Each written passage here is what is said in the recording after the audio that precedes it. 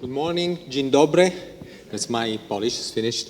And thanks to the organizer for the invitation. I'm very glad to be here and present my data to this prestigious audience.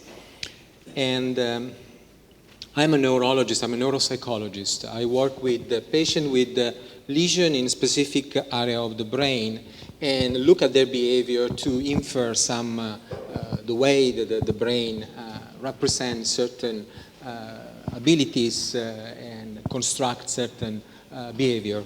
Okay, so today I'm going to talk about some data about the effect of damage to this medial prefrontal cortex in moral judgment, in morality in general. Morality defined as principles and values that a group of people share that guide their behavior. Traditionally, as you know, there has been in moral psychology, and moral psychology, particularly moral psychology, has always emphasized higher level cognitive processing at the basis of moral decision and judgment. More recent, however, views talk about a different type of process, like moral intuitions, emotionally based intuitive approaches to moral decision making that evaluate some behavior along a like-dislike scale or right-wrong scale. There are also other, like probably ours, approaches that try to integrate these cognitive emotional views in explaining moral decision making. In particular, some recent studies have shown the activation of several areas in the brain, the so-called moral brain. And among these areas, one of these areas is the so-called ventromedial prefrontal cortex. So this is the medial aspect of the brain, and this is the ventromedial prefrontal cortex, which is on the ventral wall, and on the ventral side, the ventral aspect of the medial wall, so is lower and medial in the brain. And this is a very interesting area because anatomically receive different type of signals, so it can integrate information like memory. So it can look at the past and use that previous information, but also it receives information from the dorsolateral prefrontal cortex, which is involved in high-level cognitive processing in thinking and reasoning. It's also associated with emotion because receive information from the amygdala, the striatum, that are all part of the brain that process reinforcers and punishers. Also, this area is particularly active when is part of the so-called default network in the brain. It's active when we do nothing, just we think to ourselves, we in our free thinking, we undisturbed think about our things, past things or future things. So it's more driven by internal mentation than driven by external stimuli. It seems to integrate a different signal to guide decision-making. We know that it is critical for decision-making because since Phineas Gage, this is one patient known since the end of 19th century, was a worker due to an accident. He pushed an iron in a solid rock just to put the explosive in the rock, but made a mistake, and the iron, the thumping iron, just went through his left cheek and made a disruption bilaterally to his medial prefrontal cortex. So what is interesting about this case, not only because Phineas Gage survived, but also because it was documented by neurologists in Boston, Harlow, and also because there was no major changes in his ability to talk or to recognize objects, for instance,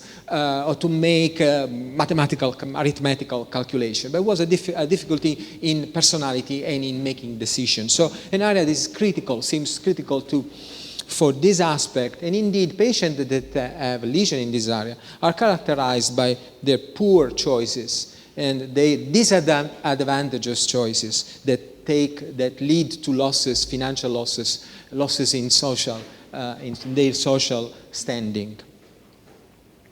And also because they are characterized by lack of concern for social and moral rules. Okay, so I'm going to present 3 experiments. 2 experiments are based on patients, and one last experiment is a normal subject in which we try to see whether one hypothesis we are currently making makes sense. So the question is, how this area is contributing to moral decision making. There is one that I call the canonical hypothesis, the more traditional hypothesis, which is the Damasio hypothesis. This area is part of the limbic system, is part of the medial prefrontal cortex, is part of the so-called emotional brain. And Damasio thinks that this area is important for generating social emotion. And this social emotion, through somatic markers, through activation of the body, may influence decision making. So emotion. And because the patient have no such area, have a lesion in this area, they have no social emotion, they cannot generate social emotion. And as a consequence, their decisions are not guided by emotion. They only use cognitive abilities. So they are cold. And they cannot take advantage of emotions that are beneficial when they are integrated in the task. But we have also an alternative, what I call an alternative explanation, and which is related to the location of the area in the default network. Now, what is currently known about this default network is that it maybe is important for what? For shifting perspective. We only can experience ourselves here and now. However, our mind is often populated by other times, other places, other people, the mind of other people.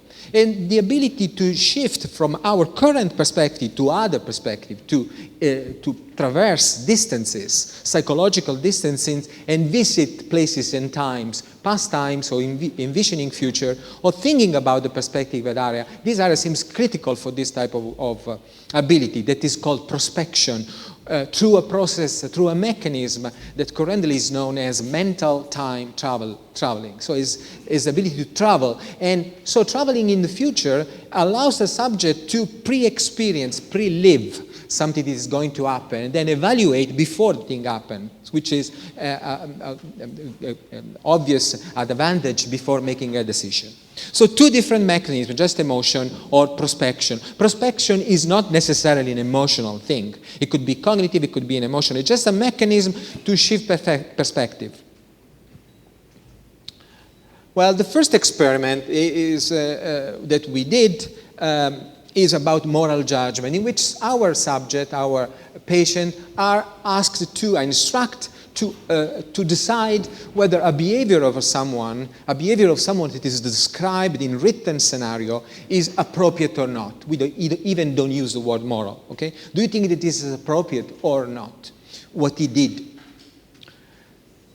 Neuroimaging, using exactly the same task, and found activation of this area. I'll show you the task you probably know is quite popular, okay? Has been introduced in the psychology in the 60s and are called the moral dilemma. So a situation in which there are 2 opposing values. Actually, there is no an obvious correct answer. It depends on what the subject feels in that moment it is the right answer, okay? So consider go very fast because I'm sure you know already this.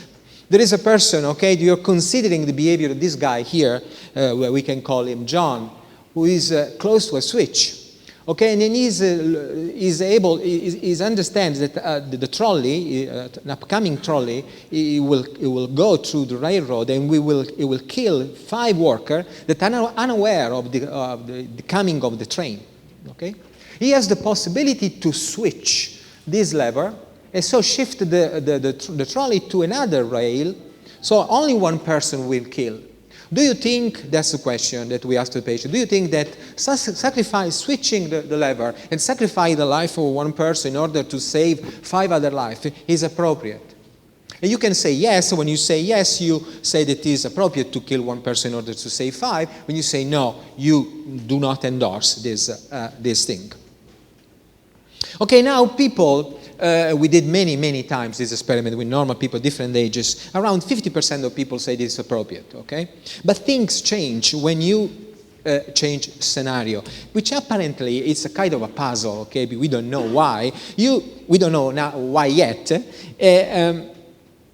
Is this the so-called push and footbridge scenario, okay? Now, John, in this case, is on a footbridge. It's just over a railroad, and is close to a large, fat man.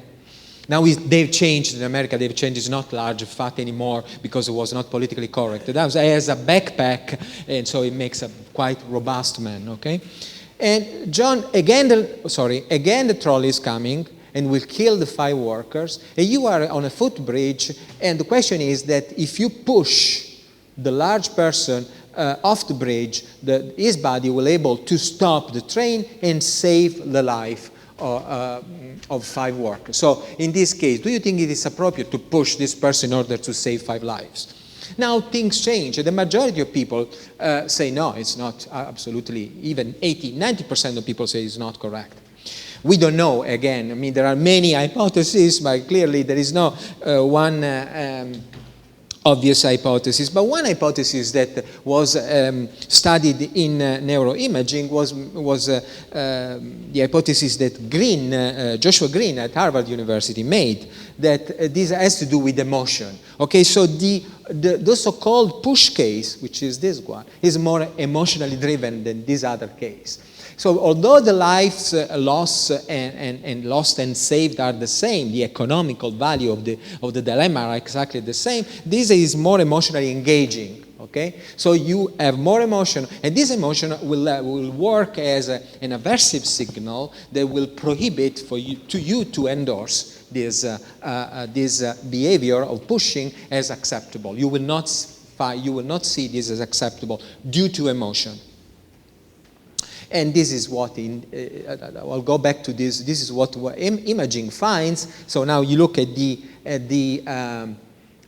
emotional area, which are in light blue here, particularly the ventromedial prefrontal cortex, but also the posterior cingulate cortex, are very active in the personal case, but are not so active in the impersonal, the switch case. Instead, in the impersonal case, as we heard yesterday also, from Professor Edward Nesca, that there was more activation in dorsolateral prefrontal cortex. Okay, so it seems that when you are considering the switch case, you are just evaluating the economical advantage of killing one person in order to save other lives. But when you had to kill one person directly with your hand, just pushing, there is something about force and responsibility, direct responsibility of killing one person is just not a side effect of your action. Okay, in the switch case, you kill but not directly. It's just because it happens that the man is on the track, but you are not killing him. Just you're switching the lever. And this is less emotionally involving. Also, if we look at the reaction time, the time people takes to make this decision in the personal push case, we will see that subjects are very slow to say yes. Here is. They're very slow. Okay, this is when you say yes is appropriate, but they are faster when you say no, which is more or less similar to what, again, Edward Nesca said yesterday about the congruent and incongruent Stroop task. So when you say yes, you are an incongruent condition, which is the emotion which is driving you to say no, but then sometimes you say yes to overcoming this emotion and this prepotent, strong response that prohibits you to say yes. Okay? Now, what happens if you don't have this area? The hypothesis is quite obvious. If you don't have the area, you don't have the emotion, then you would say more frequently that it's appropriate to to sacrifice the life of one person in order to get the greater gain, to be so you are utilitarian. And this is exactly what we found. So we presented our subject. We did 2 experiments actually. We presented 15 personal moral dilemma, the push, 15 impersonal, the switch case, and also 15 non-moral situation, just to check whether their ability in decision making are as control subject. Okay, so we have a group of subjects, 8 subjects with ventral medial prefrontal cortex lesion, a group of subjects with no lesion in the ventral medial prefrontal cortex, but lesion elsewhere in the brain, just a control to see whether it is just a consequence of a brain lesion wherever it is in the brain, and also 18 healthy, neurologically healthy subject, okay? And these are all matched for gender, for education, and in the case of patient, also for the size and of the lesion and the time before the stroke. Also, they are matched in terms of neuropsychological abilities, particularly the intellectual abilities. I forgot to say that one characteristic of this ventral medial prefrontal patient are the fact that they are generally unimpaired in like memory or intelligent type of task. They are impaired in this particularly kind of task, in social and moral decision making. Okay? This is just a reconstruction of the lesion. You see that these are our patient with lesion in the ventral medial aspect of the brain. You see this is superimposing all the lesion of all the patient. You see the maximum overlap is in the ventral medial prefrontal cases. All our subject had a lesion in the ventral medial prefrontal area. Okay? These are the control subject with lesion not in the ventral medial prefrontal area. Okay, now we look first at the number of what we call the percentage of violation. The time they say yes is appropriate.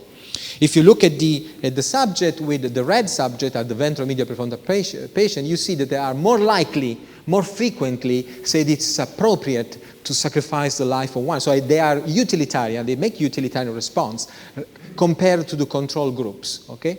Whereas there is no difference in the impersonal scenario, no difference in the control scenario. As well, there is no difference in the non-moral decision making. So they more frequently say yes, and they're also faster in say yes. If you remember, just a moment ago, I said that when normal subjects say yes, they are quite slow. Again, there is a statistically significant difference between the time you take to say yes and the time you take to say no to the personal dilemma if you are a normal or control patient. But there is no difference if you are a ventral medial prefrontal patient. You are as fast to say yes as you say no, which is, again, could be an hallmark that is for them, it's easier because they don't have this warning signal that prohibits the endorsing the moral violation. Okay, so the conclusion of this experiment, we could fit both hypotheses. It could be no emotion, flattening of emotion, and because of no emotion, they are more likely to endorse the violation, or also could fit with our hypothesis of pre-experiencing. They cannot pre-experience the consequences of their action, okay? So let's go to a completely different scenario, situation. It still is a moral situation, as a moral evaluation, but not in a situation as just we saw, okay?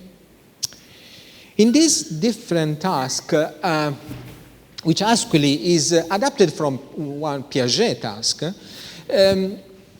when you make a moral evaluation, a moral judgment, it's not sufficient to consider only the outcome of an action.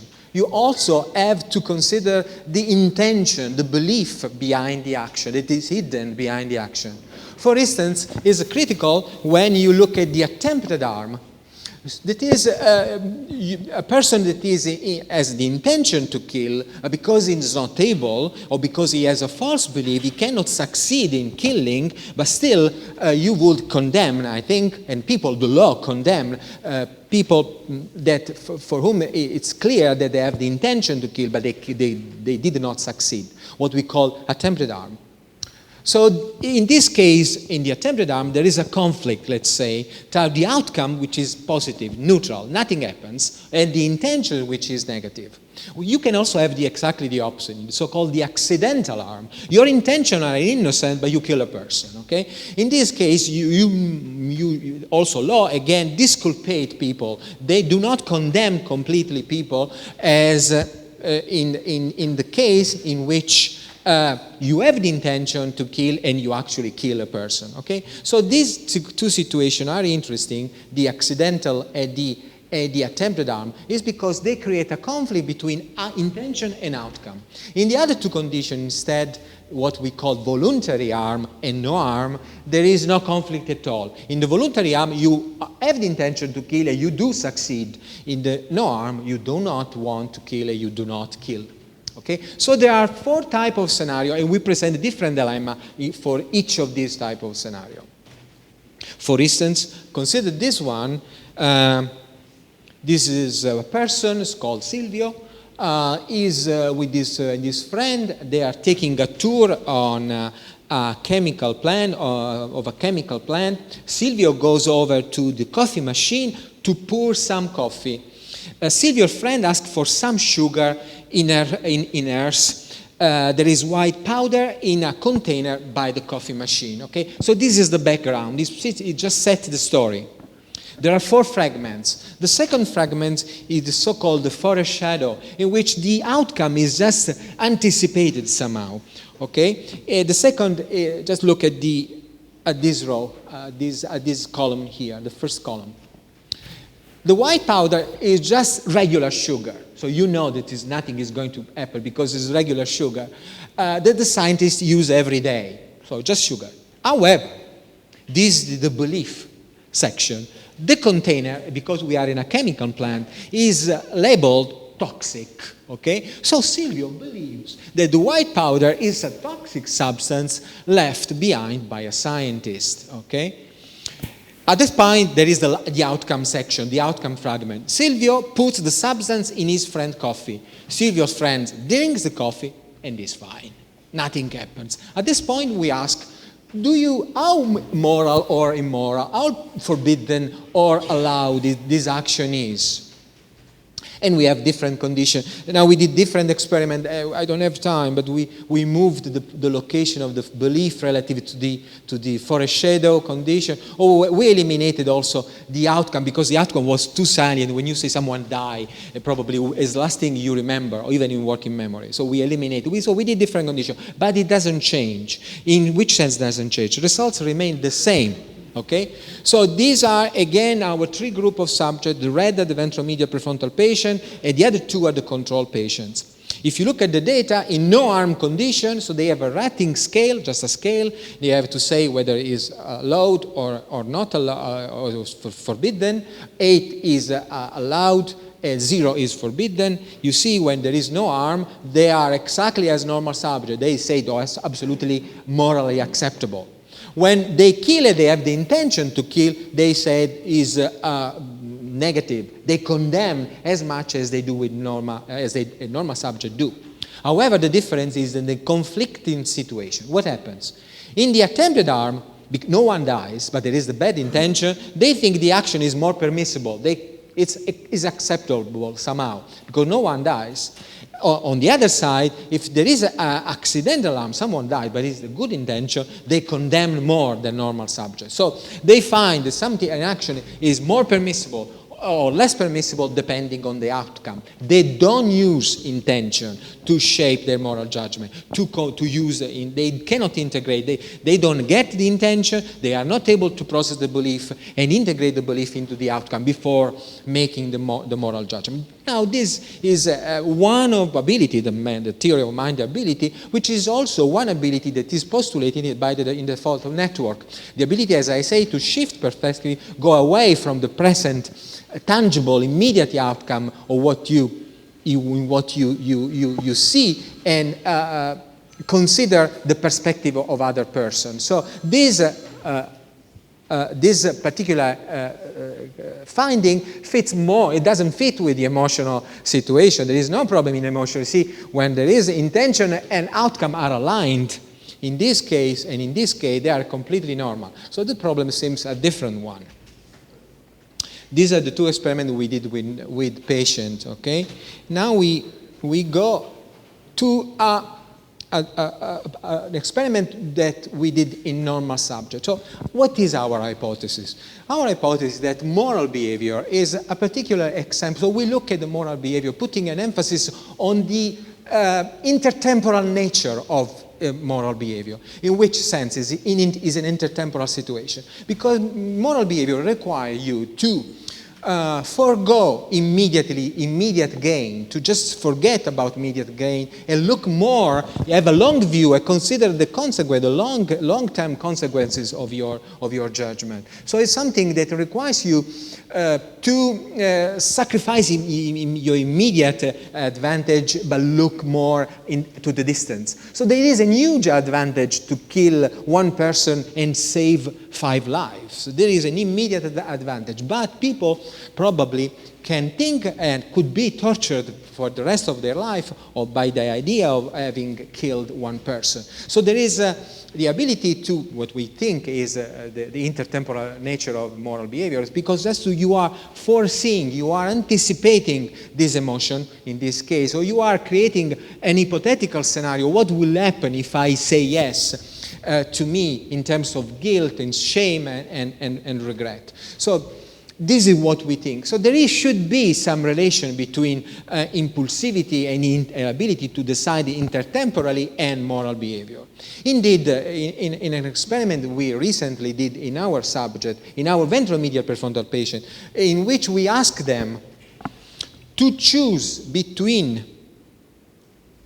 immediate gain, for instance, do you want 20 euros now, or you prefer 40 euros in 3 months, okay? We can vary the delay. It's so-called intertemporal choice. It just is a measure of impulsivity, how people prefer immediate advantage and just forgo long-term advantage.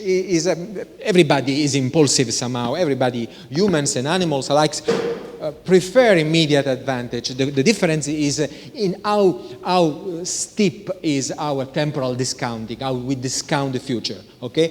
In the sense we devalue the future, we prefer something now, but we do with a different rate. There are people that are extremely impulsive, that prefer everything now, and there are other people that are able to resist the immediate gratification and have a longer view, have a less far-sighted ability to make decision, okay? And our patient seems quite myopic in this sense. They want something now, they just forget, they devaluate the future. They cannot represent, their representation of the future reward is degraded. So we think this is a critical aspect in their moral behavior. They cannot appreciate the consequence of the long-term consequence of their action. And if this is true, we should find some relation between moral behavior, moral violation, and intertemporal choice, and behavior and impulsivity in intertemporal choice. So we presented to 32 healthy subjects both the temporal discounting that I just showed you a moment ago, choosing between 2 rewards, one is soon and the other later, one small soon and the other larger later, and also the moral dilemma. They were counterbalanced. For the intertemporal, we have 2 conditions. This is also interesting. The so-called now condition, in which one of the options is immediate. You want something now, or you want something larger in 3 months or in 1 year later on, okay? But also we have the so-called not now condition, in which both rewards are distant in time. Do you want 20 euros in 3 months, or you want 40 euros in 9 months? At this point, we know that people, this is in the literature, became more patient. See, these are the discounting curve on normal subject, and you see they are more impulsive when there is an immediate option. In the now condition, the K, the value of the constant, is higher, meaning they are more impulsive, relative to the not now condition. So you become more prudent when both options are far in the future, but you are more impulsive when you have the opportunity to get an immediate option, okay? Okay, this is the behavior of our subject, so there is a significant difference between now and not now condition.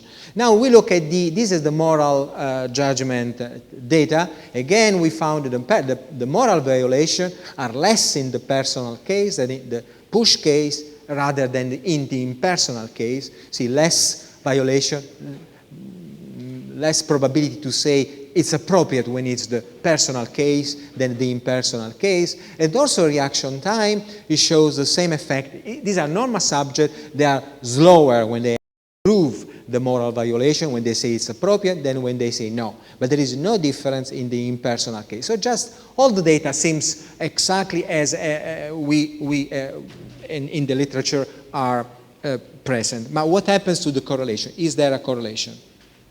First of all, we found a nice correlation between the K rates, the K, which is a constant that measures how impulsive is the subject. So the higher is the constant, the more impulsive is the subject, and the number of violations. This is a positive correlation, meaning that the more you are impulsive in the intertemporal choice, the more you accept that killing someone, pushing someone off the bridge is acceptable, okay? But this is also true for the impersonal case. It's quite a specific, the number of times people accept moral violation overall.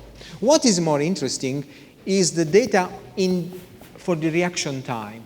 I forgot to say that this is only true for the K rates in the now condition. Okay? The rate correlation is only true when you correlate the K constant or the temporal discounting function in the now condition. For the not now condition, there is no effect, meaning that the subject actually use a different mechanism when they are in a now condition and in not now condition. This does not correlate with the moral judgment. But what is interesting is the data in the reaction for the reaction time. And we found here a negative correlation this time, meaning that the more you are impulsive in the intertemporal choice, the more you want an immediate reward, the faster you are in approving a personal moral violation. So the more you're impulsive in one task, in the economical task, the more you are accept as morally appropriate the violation. Again, this is not a definitive how do you say, test of our hypothesis, but says something about this personal and impersonal may work. So for the impersonal accepting a moral violation, our hypothesis is because there is a difficulty in representing the future.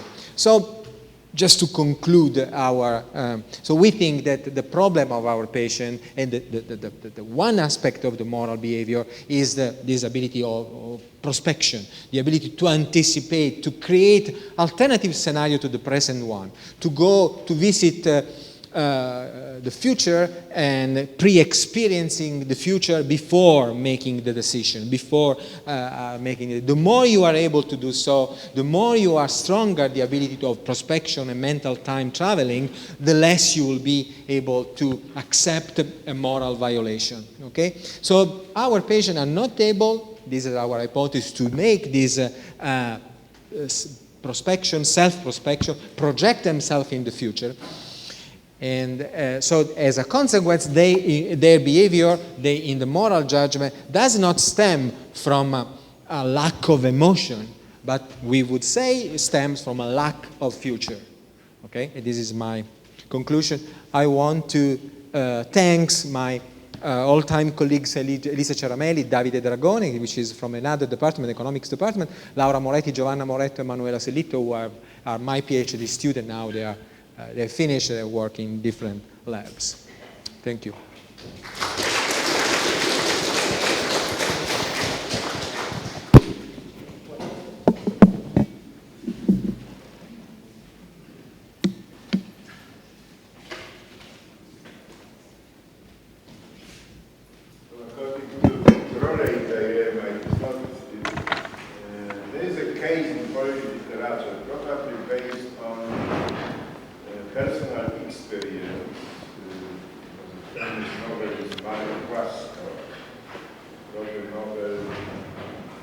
Basis of diet group of workers in forests, and he described the following case: the truck suddenly was not correctly used, and was a group of soldiers on the road, but they couldn't hear the coming truck. There was a quarrel between drivers who decided to turn into forest, and an official was against.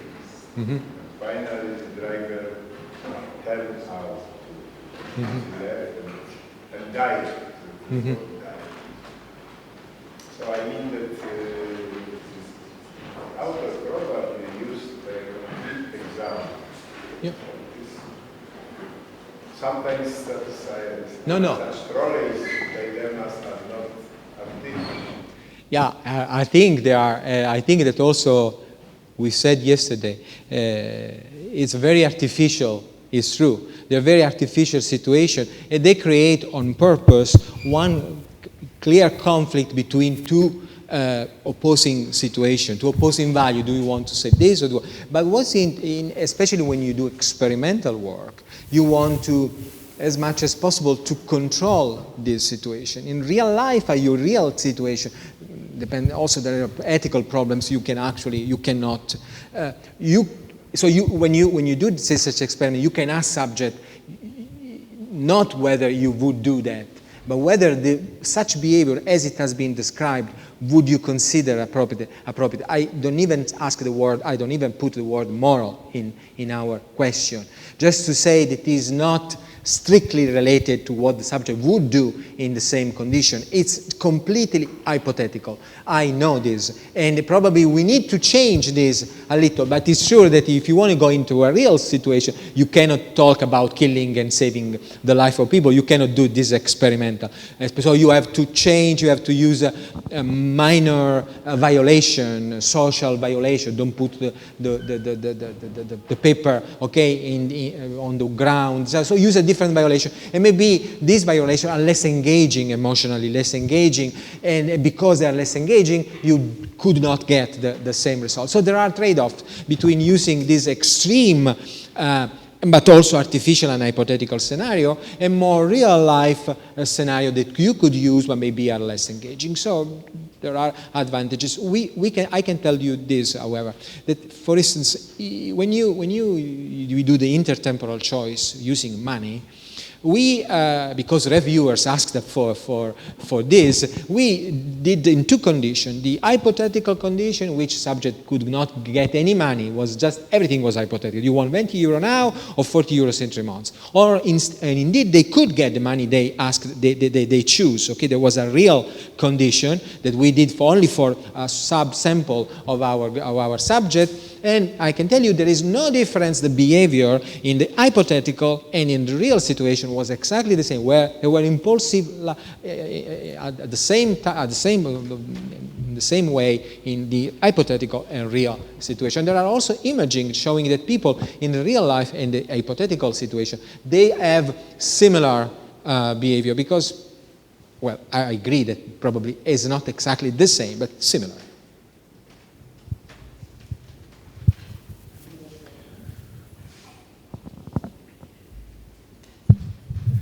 I understand this devaluation of reward in time.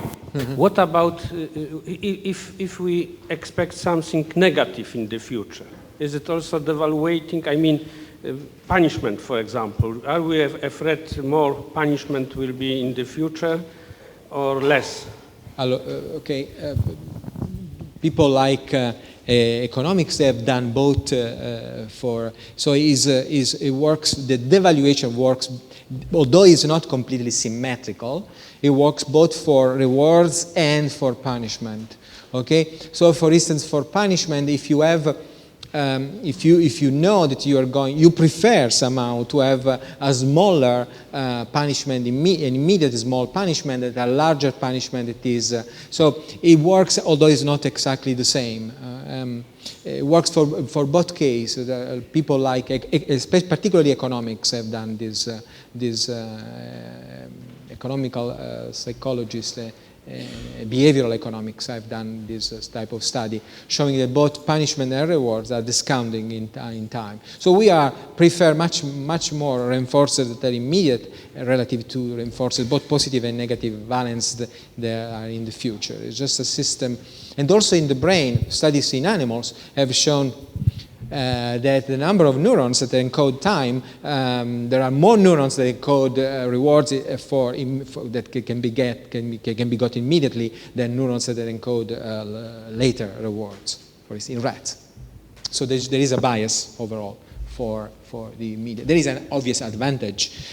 Yesterday we were talking about, I don't remember who, but Nesca was talking about the Michel type of children. They were just, were not able to sacrifice, but some were able to sacrifice their immediate gain, and so they probably were more successful later on in their lives.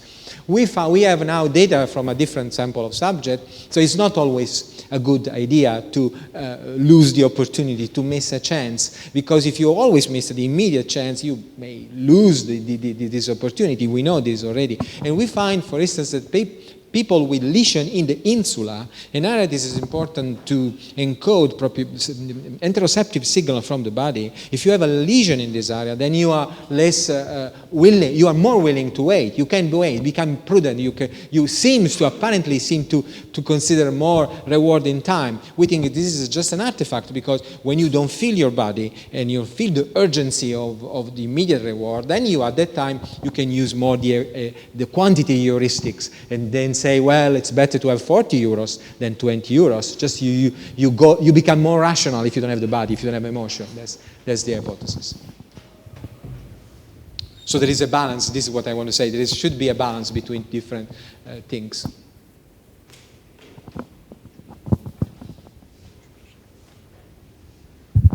Thank you, Giuseppe. Just a short question, I think, can help us to understand in terms of different disciplines. You assume that a distinction between moral and non-moral cases. Do you have a criterion? So what's the criterion you adopt to distinguish between moral and non-moral?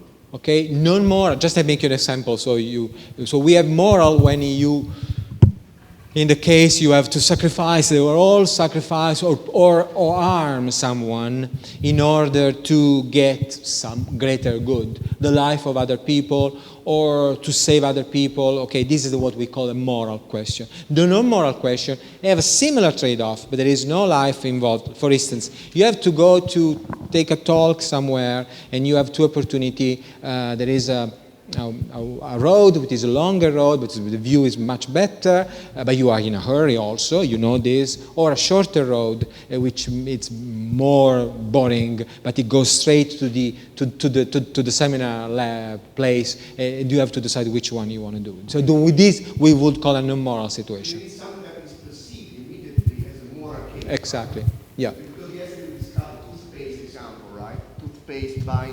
It's not a toothpaste. It does not require such because it requires some reasoning, right? No reasoning. It's obvious that it's moral. It's moral as it's the circular morality. It's obviously moral.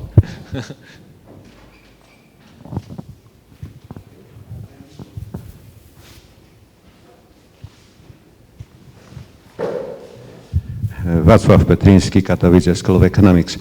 From your presentation, I've understood that it is no doubt not the same, the common reason and moral attitudes.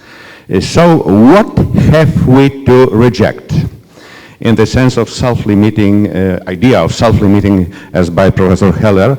What have we to reject to go from the realm of common reason to the kingdom of moral attitudes? And the next question, why these highest advanced moral attitudes are somehow localized in the most advanced part of the brain, I mean in the cortex, whereas these lower functions one may trace in subcortical or even, in the case of most primitive, in spinal regions.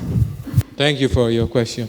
Okay, for the first question, it's very difficult what we have to do or I don't know. I mean, you must ask more to philosophers and moral psychologists. Our hypothesis, because we are studying this patient and we emphasize that we underline their impulsivity, we suggested that the moral judgment have an intertemporal nature. So again, as I said, is the ability to go beyond what is the immediate gain of a situation, the immediate advantage of an outcome, and see something more.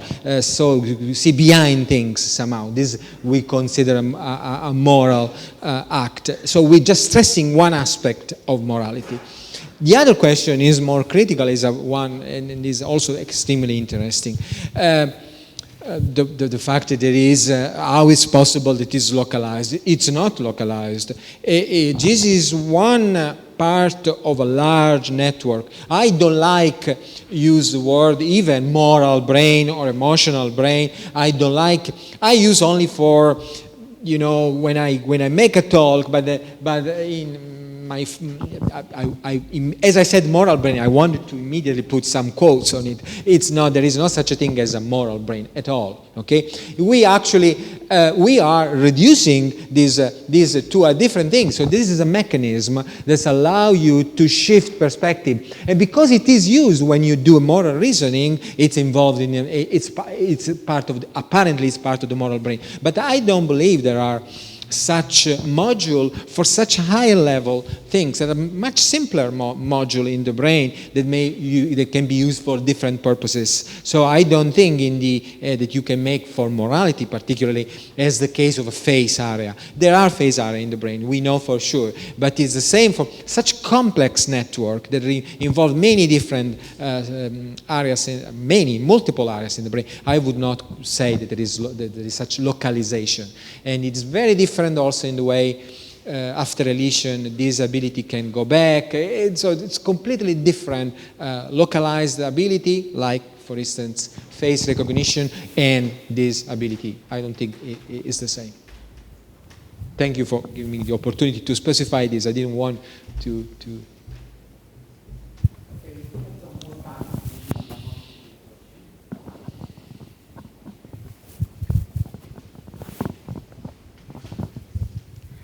I have very short rhetoric question. So maybe there is no answer, but my question is it moral or appropriate to run such experiments on people with brain damage? Yeah, I mean, I've been asked this question already. Well, I don't know whether I have why do you think it's not appropriate? As I say, why? Let's go for the other alternative. It's not appropriate. Why do you think it's... the fact that they have a moral, obviously they accept to participate. There is always the usual ethical possibility for them to retire from the experiment anytime they want, any things that they don't consider. So the situation is exactly the same. We ask whether the situation is completely hypothetical. It's not you that are making this, but is another person. We don't ask you, would you do this? I was very careful in saying that we ask whether John and another person is doing this, would you consider the action of John morally acceptable or not? So you don't put the subject in himself in the situation, although it's obvious that you project yourself in John immediately. This is what we actually want, that he puts himself empathically somehow in John's shoes, and then on the basis of that he decides and make it. So this is one possibility. The question whether it's ethical, I mean, it's an interesting question. Probably, as you say already, there is no such there is no the answer. I don't think it's unethical. I don't see if you are careful, and I don't see that whether we are studying in order to. We have a purpose in doing this. We want to understand what is working and what is not working for this patient, what are the mechanisms that are deranged in this patient. Our aim, our long-term aim, our moral aim is to cure them. But if we don't know exactly what is not working, we do. I work in a rehabilitation center. This Center for Studies and Research in Cognitive Neuroscience is also a rehabilitation center. We see many different patients, but these patients are difficult, are impossible. We have patients that we see many times, but we have seen for a long time, but we don't do a lot for them. But what we would like to do, but if we don't understand what is not working, we cannot help them. So this is our position. It's probably consolatory, but it's the way it is.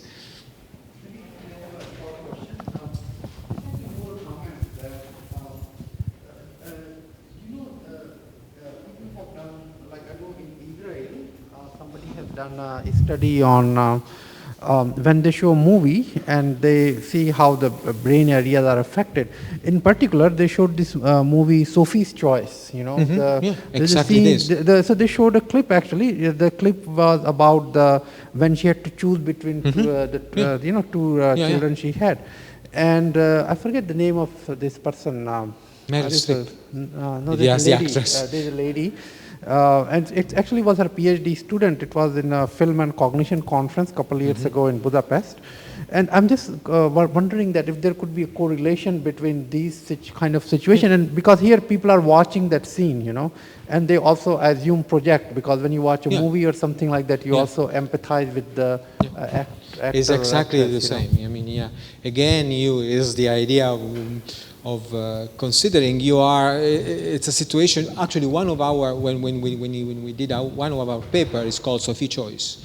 Okay, so it was again that was there is one dilemma. One was most actually I usually do not present the dilemma because it's horrible. In which is exactly Sophies Choice. You have to sacrifice the life of one of your